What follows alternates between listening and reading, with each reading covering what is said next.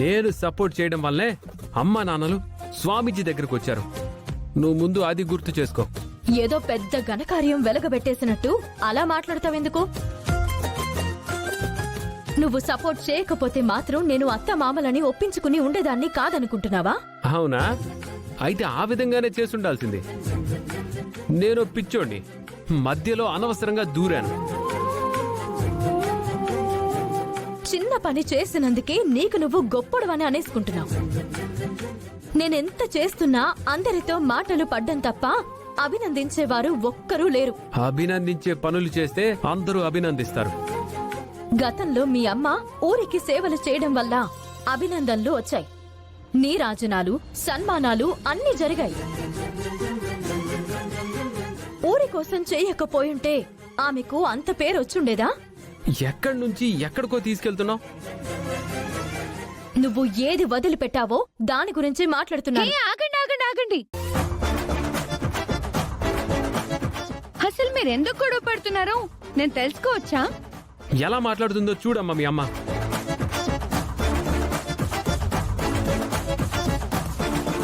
నేనంతా విన్నాను.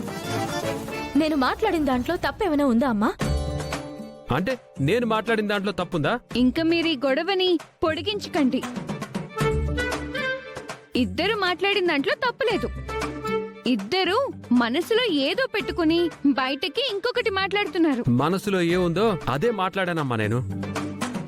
నేను కూడా నా మనసులో ఏముందో అదే మాట్లాడాను. మీ మనసులో ఒకరి మీద ఇంకొకరికి విపరీతమైన ప్రేమ ఉంది. మరి దాని గురించి మాట్లాడరే. ఒకరంటే ఒకరికి బోలెడంతా ఇష్టం ఉంది. మరి దాని గురించి మాట్లాడరే. క్షణం దూరమైనా యుగంలో గడుస్తుంది కదా మీకు. మరి ఆ విషయాల గురించి ఎందుకు మాట్లాడరు? చెప్పింది వింటుంటే ఇష్టాలు ప్రేమలు కంటిన్యూ అవుతుంటాయి.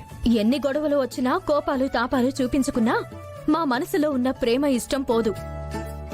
అలాగే ఉంటుంది. తమరిలా కాదు. 4 రోజులు ప్రేమని చూపించి 4 నెలలు దూరం పెట్టే రకం నేను కాదు. జీవితాంతం చూపించాలనే ఉంటుంది మాకు కూడా. అది తమరు అర్థం చేసుకుంటే బాగుంటుంది. ఇదండి మా అమ్మ నాన్నల ప్రేమ కదా. ఒకరంటే ఒకరికి ప్రాణం. మధ్యలో చిన్న సమస్య రావడం వలన ఇలా చిర్రుపురులాడుకుంటున్నారు.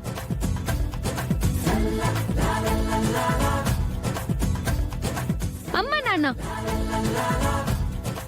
ప్లీజ్, నేను చెప్పేది ఒక్క నిమిషం వినండి. ఏర్పాట్లెప్పుడు బాగానే ఉంటాయి. కార్యక్రమమే సజావుగా సాగుతుందా అని అనుమానంగా ఉంది. అవునవును. 1/4 కిలో కూరకి 3/4 కిలో మసాలా అన్నట్టు అవని చేసే పనులన్నీ ఇలాగే ఉంటాయి. నిజంగానే దేవుడు గొప్పోడే. ఎందుకు? మీలాంటోళ్ళని ఇంకా ఈ భూమి మీద ఉంచినందుకు. ఇదిగా నిన్ను ఉంచినందుకు ఆయన ఇంకా గొప్పోడు.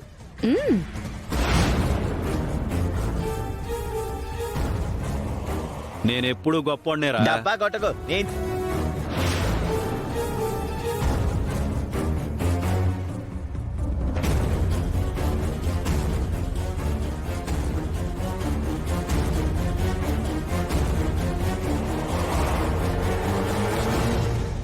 ఏంటి అందరూ వచ్చేసారు? ఈ యాగానికి మీకు కూడా ఆహ్వానం అందిందా? ఊరి కోసం జరుగుతున్న యాగం, ఊరికి ఆహ్వానం లేకపోతే ఎలా? ఇది అక్షయ్ గురించి జరుగుతున్న యాగం కదా. ఏదైనా ఊరికి సమస్య రాకుండా జరుగుతున్నదే కదా, అందుకే అందరం వచ్చాం. యాగం ఇంకా మొదలు కాలేదేంటి? స్వామీజీ ఏరి? ఇంతకీ అవని వాళ్ళు ఎక్కడా? స్వామీజీ అయితే ఆన్ ద వే. అవని వాళ్ళు అమ్మవారితో వస్తున్నారు.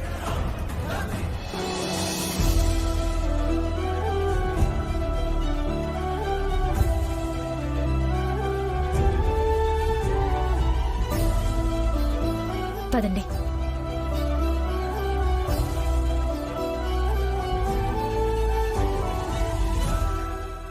అదిగో వస్తున్నారు.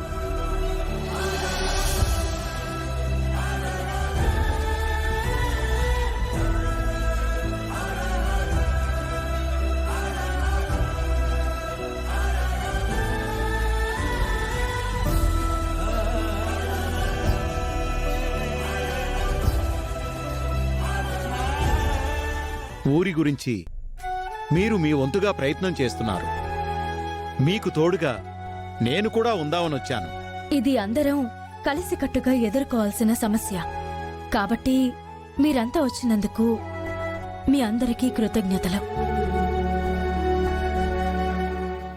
వారనుకున్నట్టు యాగం మొదలు పెడతారు, అని పూర్తి చెయ్యలేరు. ఆ కుటుంబంలోని అత్యంత ముఖ్యమైన వ్యక్తిని చంపుతాను. ముఖ్యమైన వ్యక్తి ఎవరా అని అడిగాను. వసీకరు చెప్పలేదు. వేదవత? కాదేమో.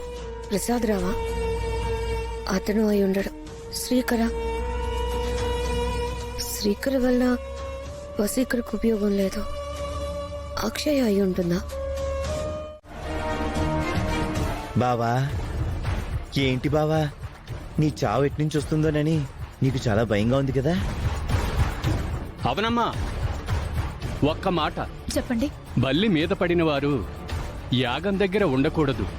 అదంత మంచిది కూడా కాదు. ఏంటండి మీరు? ఇంకా ఏ కాలంలో ఉన్నారు?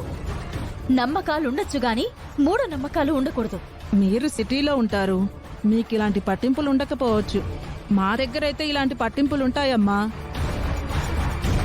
అయితే ఇప్పుడు ఏం చేయమంటారు? పెద్దిరాజు గారి యాగం దగ్గర ఉండటం అంత మంచిది కాదండి. అందరూ ఉండి మా అన్నయ్యని పంపించేస్తామంటే ఎలా?